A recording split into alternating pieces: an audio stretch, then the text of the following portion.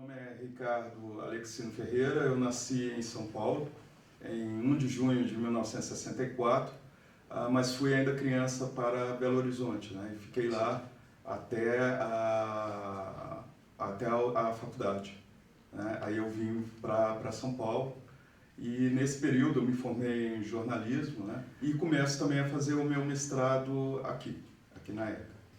Bom, eu era uma criança muito tímida, né?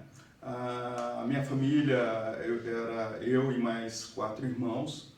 Era uma família em que os pais privilegiavam muito a educação, né? Então, assim, uma das questões por ser uma família negra, né? Então, o meu pai e a minha mãe, eles sempre frisavam que a melhor alternativa para vencer qualquer tipo de preconceito, de racismo, ou mesmo para conseguir ser uma pessoa melhor, era investir na educação. Então, assim, meu pai, ele gostava muito de jornal também. Então, o jornal, para mim, era algo também muito presente, né, no dia a dia. E eu me lembro que, quando criança, meu pai, ele acabou consertando um rádio que tinha quebrado e ele me deu, né? Aliás, ele deixou para todos os filhos, né? Mas eu que me interessei mais pelo rádio, e minha mãe depois me disse que eu ficava muitas horas frente ao rádio ouvindo a programação, né?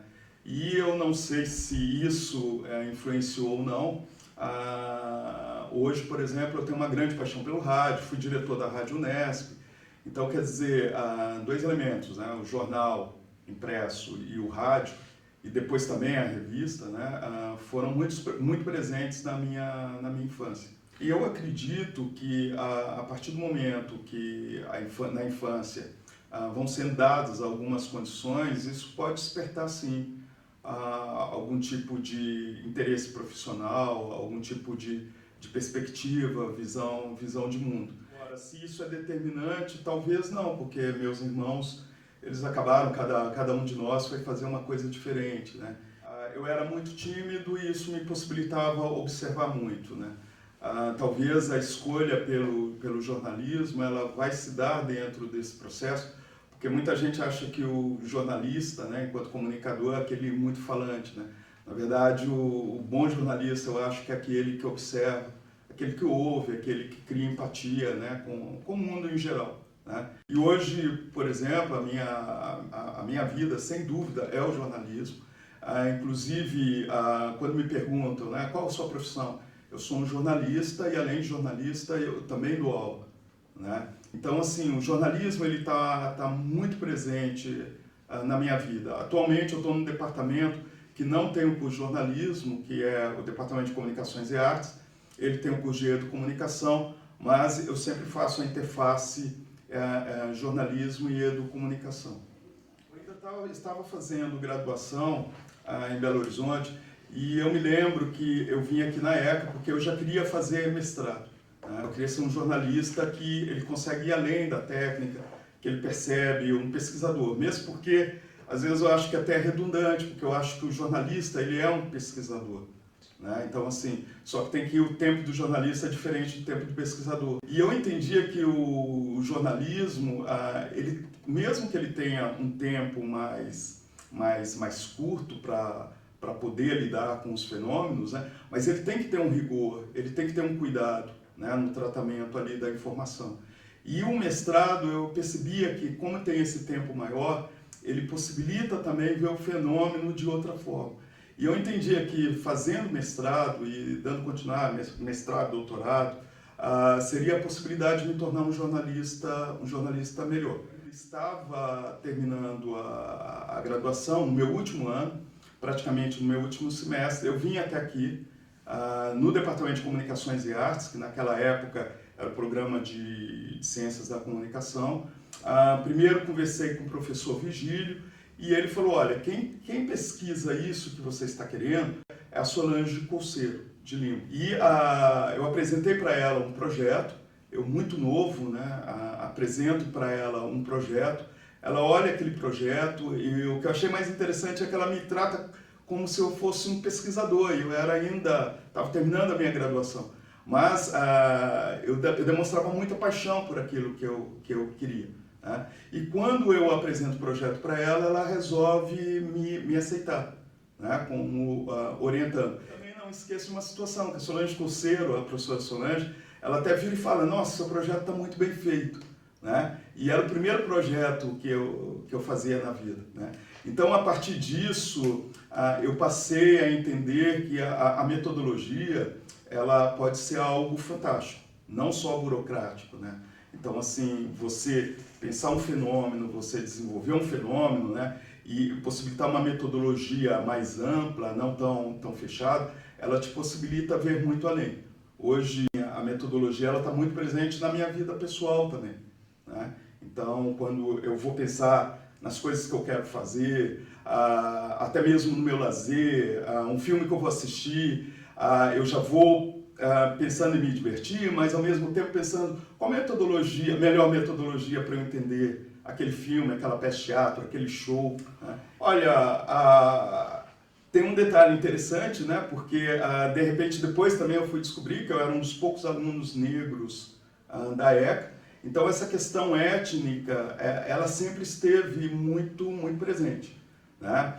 E não pelo processo de como o negro é tratado na sociedade brasileira, mas muito mais de um processo eu me vendo como sujeito, né? Quer dizer, que história eu quero construir, né? Que protagonismo eu quero fazer sendo negro, né?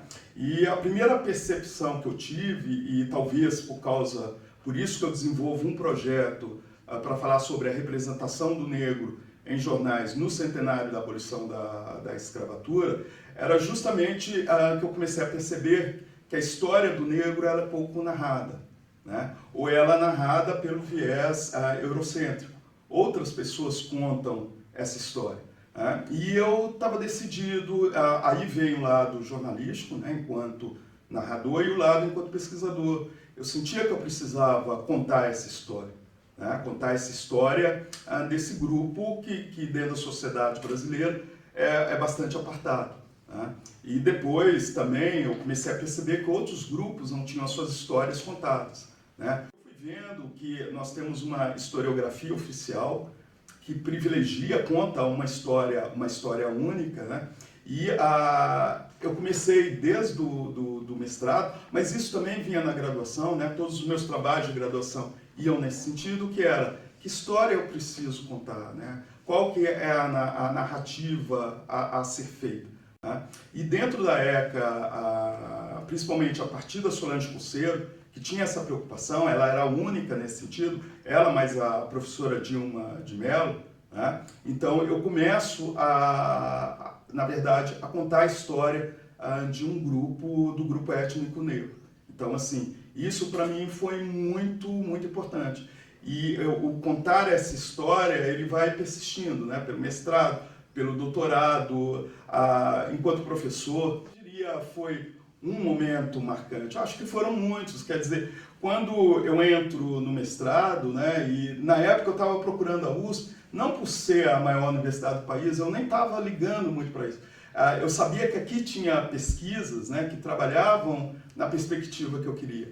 Então, quando eu entro para esse universo, para mim foi a coisa mais sensacional, né? Eu falei, nossa, a coisa mais importante na minha vida. Aí, quando eu defendi o mestrado, eu falei, a coisa mais importante na minha vida. Quando eu entro para o doutorado, quando eu termino o doutorado, e é uma constante, né? Então, assim, eu diria que eu me deixo surpreender por cada momento. Pois é, o universo da sala de aula é um universo muito rico, né? Mas ainda é um universo para mim que muitas vezes, né, eu sinto que é um universo que talvez é o universo que você tem menos controle, né? Porque de repente você está ali à frente de 40 alunos, 50, 60, e de repente você tem um grande desafio, né? Porque você tem pessoas à sua frente, pessoas com sonhos diferentes, pessoas com interesses diferentes, né?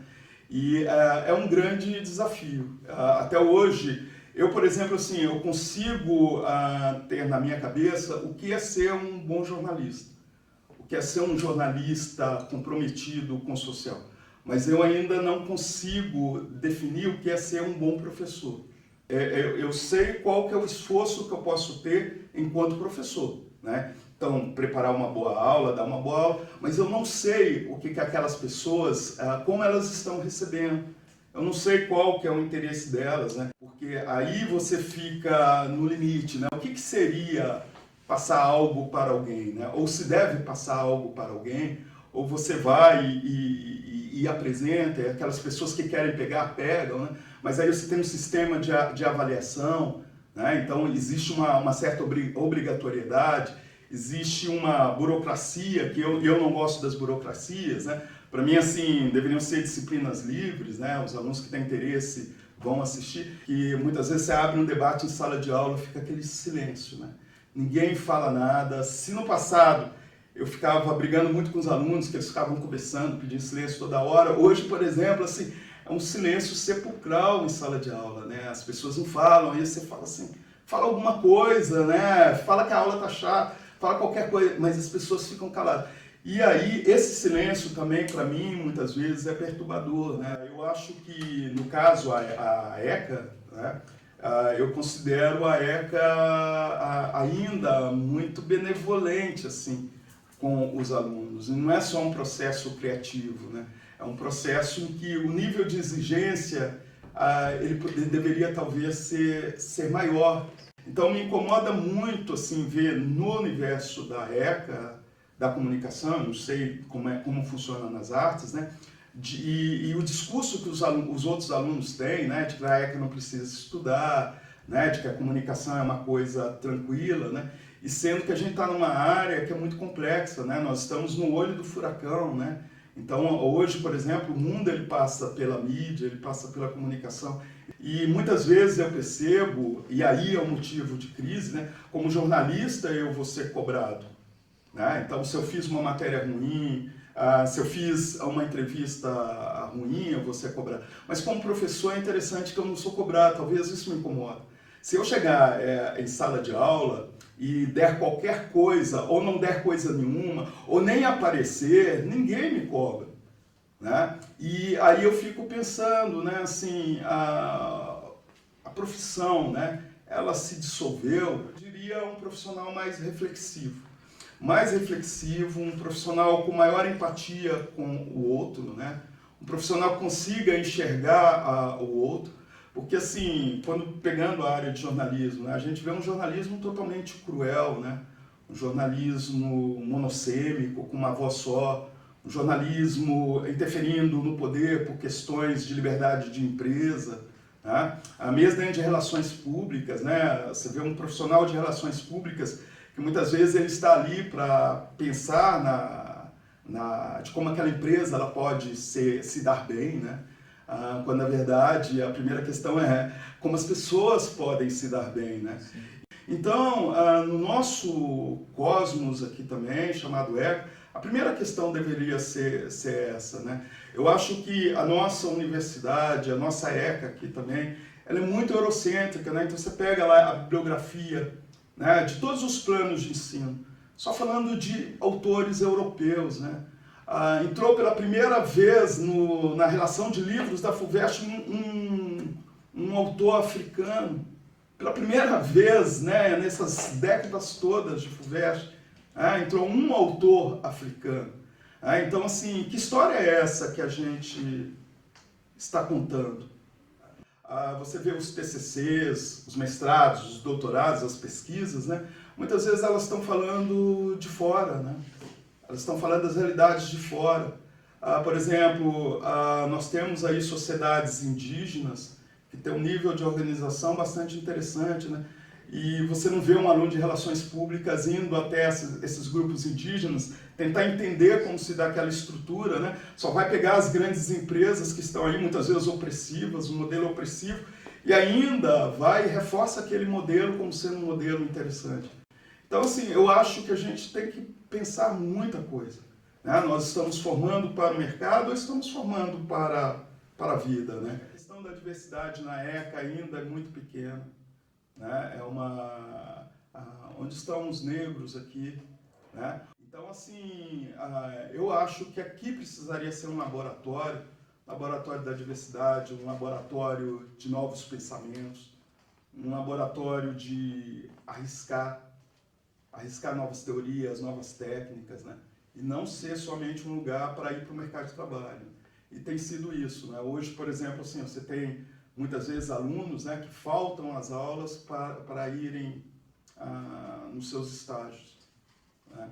Então eu acho que precisaríamos nos repensarmos por dentro, né? E também pensar a ECA como unidade, não os departamentos como unidade. Tá? Então, por exemplo, em cada departamento você vai ter um laboratório de rádio e TV.